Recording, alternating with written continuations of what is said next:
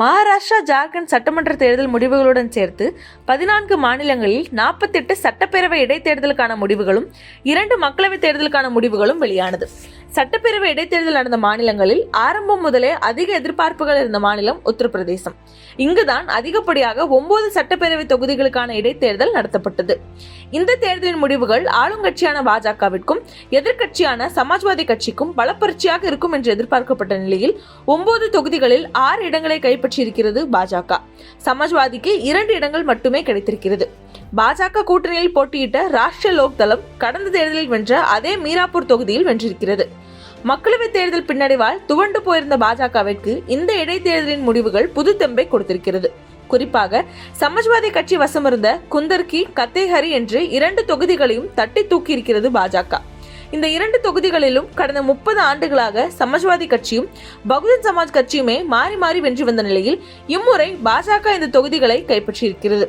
குந்தர்கி, கத்தேஹரி தொகுதிகளை தவிர்த்து பாஜக கடந்த தேர்தலில் வென்ற அந்த 4 தொகுதிகளில் மீண்டும் வெற்றி பெற்று தங்கள் வசம் தக்க வைத்திருக்கிறது. அந்த 4 தொகுதிகள் காசியாபாத், கைர், மஞ்ச்வான் மற்றும் பூல்பூர். சமாஜ்வாதி கர்ஹல் மற்றும் சீசாமவ தொகுதிகளை தக்க வைத்திருக்கின்றன. மக்களவைத் தேர்தலின் முடிவுகள் வெளியாகி இந்த 9 தொகுதிகளும் காலியான சமயத்திலிருந்தே இந்த 9 தொகுதிகளுக்கான இடைத்தேர்தல் மீதும் அதிக அளவில் எதிர்பார்ப்பு இருந்தது. ஏனெனில் மக்களவைத் தேர்தலின் முடிவுகள் ஏற்படுத்தியிருந்த தாக்கம். கடந்த 10 ஆண்டுகளாக உத்தரப்பிரதேசத்தை கட்டி ஆண்ட பாஜக இந்த மக்களவைத் தேர்தலில் தான் தங்கள் முதல் அடியை சந்தித்திருந்தது. அதை சரியாக பயன்படுத்திய சமாஜ்வாதி கட்சி தங்களுடைய PDA ஃபார்முலாவால் மாநிலத்திலேயே அதிகப்படியான இடங்களை வென்றது.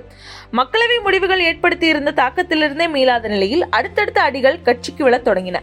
ஏற்கனவே யோகி ஆதித்யநாத்தின் தேர்தல் பணிகளும் நிர்வாக திறனும் முறையாக இல்லாத காரணத்தாலேயே தான் பல தொகுதிகளை பாஜக இழந்தது என்று விமர்சனங்கள் எழுந்த நிலையில் யோகி ஆதித்யநாத் மீது வெளிப்படையான விமர்சனங்களை முன்வைத்தார் துணை முதல்வர் கேசவ மௌரியா. இலைமறைவு காய்மறைவாக இருந்த இரு தலைவர்களுக்கு இடையிலான மோதல் பொதுவெளிக்கு வந்தது. இதனால் உடனடியாக டெல்லி தலைமை தலையிட்டு இரு தலைவர்களுக்கும் இடையே பேச்சுவார்த்தை நடத்தியது. சட்டமன்ற தேர்தலுக்கான இடைத்தேர்தல் நெருங்கியதால் தேர்தலுக்கான பணிகளை கவனிக்குமாறு தலைவர்களுக்கு அறிவுறுத்தியது. மீண்டும் ஒரு முறை தேர்தலில் தோற்கும் நிலை ஏற்பட்டால் முக்கியமான தலைவர்களின் பதவியே கேள்விக்குறியாகும் நிலையே இருந்தது. இது ஒரு புறம் இருக்க, மக்களவைத் தேர்தல் முடிவுகள் கொடுத்த மொமெண்டமுடன் சட்டமன்ற இடைத்தேர்தலிலும் வென்றுவிட வேண்டும் என்று முனைப்போடு இருந்தது இந்தியா கூட்டணி. ஆனால் ஆரம்பம் முதலே தொகுதி பங்கீட்டில் சமாஜ்வாதி கட்சிக்கும் காங்கிரசுக்கும் இடையே இழுபறி இருந்தது.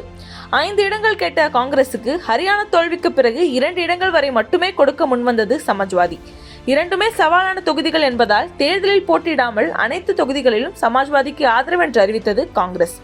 இந்த அரசியல் அப்டேட்டுகளால் 9 தொகுதிகளுக்கான இடைத்தேர்தல் முடிவுகள் 2027 நடக்கவிருக்கும் சட்டமன்ற தேர்தலுடைய ட்ரெய்லராகவே பார்க்கப்பட்டது. இறுதியில் இந்த போட்டியில் அதிகப்படியாக 6 இடங்கள் வரை வென்று இழந்த செல்வாக்கை மீட்டெடுத்திருக்கிறது பாஜக. குறிப்பாக சமாஜ்வாதி கட்சியின் கோட்டையாக அறியப்பட்ட கத்தேஹரி, குந்தர்கி என்ற 2 இடங்களையும் சமாஜ்வாதியிடமிருந்து தட்டிப்படைத்திருப்பது பாஜகவிற்கு மேலும் எனர்ஜியை கொடுத்திருக்கிறது. யோகி ஆதித்யநாத்தும் பதவிக்கு வந்த ஆபத்து விலகியிருக்கும் நிம்மதியில் இருக்கிறார். இன்னொரு பக்கம் தன்னுடைய PDA ஃபார்முலாவை மக்களவைத் தேர்தலில் வெற்றி ஃபார்முலாக மாற்றியிருந்த அகிலேஷ் யாதவுக்கு இடைத்தேர்தலில் அந்த ஃபார்முலா கை கொடுக்கவில்லை. பிற்படுத்தப்பட்ட தலித் மற்றும் சிறுபான்மையின மக்கள் சமாஜ்வாதி கட்சியின் பக்கமே நிற்கின்றனர் என்ற பிம்பம் மக்களவைத் தேர்தலில் உருவாகியிருந்தது. ஆனால் இப்போது குந்தர்கி போன்ற 60 விழுக்காடுக்கும் மேலான முஸ்லிம் மக்கள் இருக்கும் தொகுதியில் தோல்வியை சந்தித்திருப்பது கட்சிக்கு மிகப்பெரிய பின்னடைவாக பார்க்கப்படுகிறது. காங்கிரஸை கழட்டிவிட்டு தேர்தலை சந்தித்த சமாஜ்வாதிக்கு விழுந்திருக்கும் இந்த அடி மாநில அரசியலில் கூட்டணிக்குள் அடுத்து என்ன தாக்கங்களை ஏற்படுத்தும் என்கிற எதிர்பார்ப்புகள் எகிரியிருக்கிறது. இந்த இடைத்தேர்தல் முடிவுகள் 2027 சட்டமன்ற தேர்தலிலும் பிரதிபலிக்குமா அல்லது சமாஜ்வாதி இழந்த செல்வாக்கை அடுத்த 3 ஆண்டுகளில் மீட்டெடுப்பார்களா என்பதே இப்போது மிகப்பெரிய கேள்வியாக மாறியிருக்கிறது.